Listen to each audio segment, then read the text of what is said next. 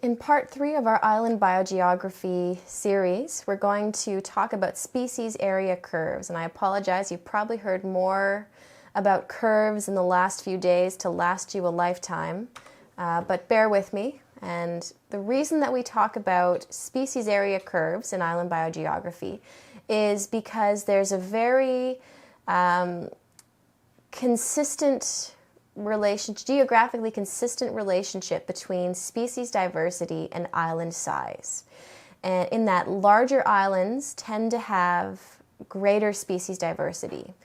And species diversity in different island chains can increase predictably with island size. We can model it using mathematics. So here I have a plot of plant richness in the Galapagos Island. So on the y-axis, we have the number of plant species, and on the x-axis, we have island area. So remember, the Galapagos is made up of a series of islands that differ in age, and they also differ in size. So the larger the island, the more plant species that island supports.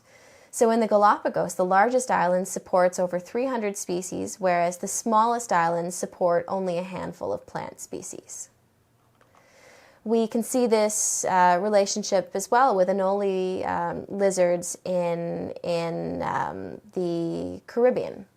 So as the size of the island increases, the number of different species of anole increases as well. And again, that increase with island size is predictable and can be modeled. So before we get into the modeling of species area curves, we can answer the simple question, why do larger islands tend to have more species? And there's a few different reasons that can explain this. So a larger island is going to have an increased variety of habitats, so more niche available to support different species or more speciose assemblages. It's likely to have a wider range of environmental conditions to support adaptive radiation. Larger islands tend to have greater environmental stability, so less disturbance. If you have a larger island, imagine a large island in a big storm event, for example. There's going to be more refuge, whereas a smaller island, the organisms living there, the individuals living there are going to be more affected by that storm. So larger islands, greater environmental stability, lower extinction rates. Larger island, more resources, less intense competition. Predation in general tends to be lesser or less important, or not less important, but less impactful on islands compared to the mainland. And on a larger island, that predation is going to be spread out more evenly among the species, so that might in turn support more species diversity. So these are just several different reasons why larger islands might have more species. So now we're going to get into the modeling. So we know that larger islands support more species, and we know that this is geographically consistent across the Earth, and we know that we can model it.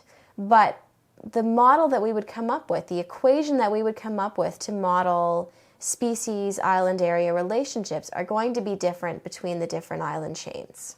So we model relationships between island area and species richness using the species area curve equation. And the species area curve equation is S equals CA to the Z, where S is the number of species, A is the island area, and C and Z are constants. So for the Galapagos plants, the species area curve equation is S equals 28.6 times island area to the power of 0.32. Contrast that with Caribbean amphibians and reptiles. S becomes 3.3 times island area to the exponent of 0.3. So two things that I want you to notice from these two different species area curves. You can see for both of them that Z, the constant Z, is consistent between the two. So for islands, the value of Z generally falls somewhere around 0.3. But C, the constant C, can vary greatly. So in contrast, if we develop a species area curve for continental areas, so if we sample, for example, birds in plots of different sizes in North America, we get a species area curve or equation of S equals 40 times plot area to the exponent 0.17. So the value for Z in islands is generally somewhere around 0.3. In continental areas, it ranges from 0.15 to 0.25. So it's lower than it is. The constant Z is lower on continental areas than it is on islands. So what all of this math basically means is that the slope of the species area line on islands increases more than it does on continents. And you've probably seen a lot of slopes, comparison of different curved slopes in the last few days, where looking at pandemic modeling or number of new cases of COVID-19 between different regions or different countries of the world. So imagine here we have a slope on an island. So we have our y-axis is our number of species, and our x-axis is our island area. So an island is going to have a steeper slope. That means you're going to have a greater increase in species richness with an increase in area than you would for a comparable plot of the continent. So the slope is going to be lower on the continent and higher on the islands. So that basically, again, what that means is that for even a smaller proportional increase in island size, you're going to see a much greater increase in species richness than you would if you were looking at plot sizes on the continent. So why is the constant Z different between islands and the continents? Well, there's a couple reasons. So the boundaries of islands are strong barriers to species dispersal. So consider animals sampled in continental areas. So imagine plot sizes. So you mark a square where you're going to sample the species within that square. Well, you're sampling within that square, but you have to make the assumption that animals can move into your plot, feed, and then leave it again. Whereas on an island, again, islands are contained laboratories. That's why biogeographers love to study islands. The ocean is a very strong barrier. If you're sampling the species on your island, depending on the species that you're talking about, you can be fairly certain that what you're sampling is what is there, and you don't have the noise coming from species that are going to sporadically move through your plot. So immigration from outside the plot is likely occurring in continental areas, whereas immigration to islands is going to be very, very limited. Island area, of course, is not the sole predictor of species richness on islands. It's a very important one, but it's not the only one.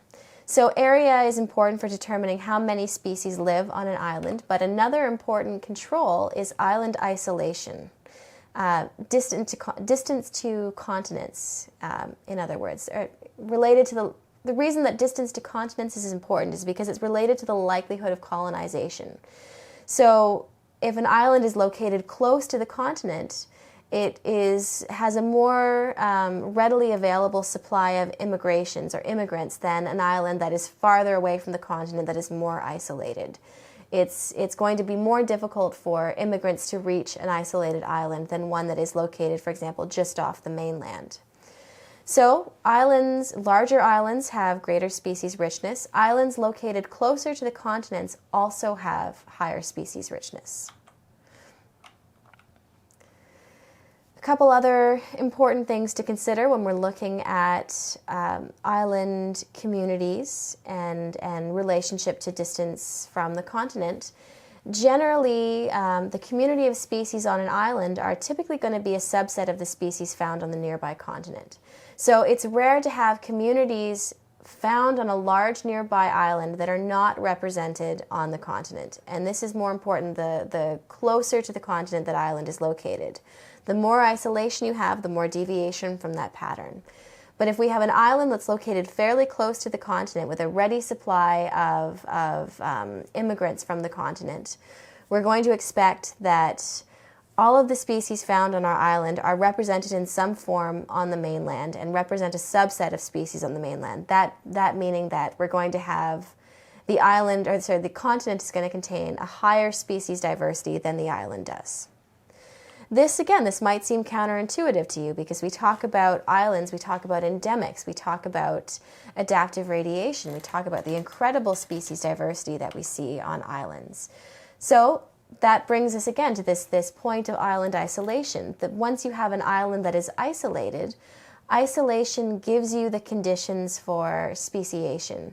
It gives you the conditions that allow for rapid evolution of endemic species. So the species that evolve on the isolated islands don't have a ready means available to them to then recolonize the mainland. So the degree of endemism on islands is related to isolation and the time since isolation began. So the more isolated an island and the longer period of time that it has been isolated for, the greater degree of endemism you're going to see. We talked about this in the last series of videos when we talked about New Zealand and Madagascar and even South America, which existed as a large isolated island for almost 140 million years. So in the next video, we're going to take these ideas on the relationship between species richness, island area, and island isolation one step further, and we're going to talk about the equilibrium theory of island biogeography.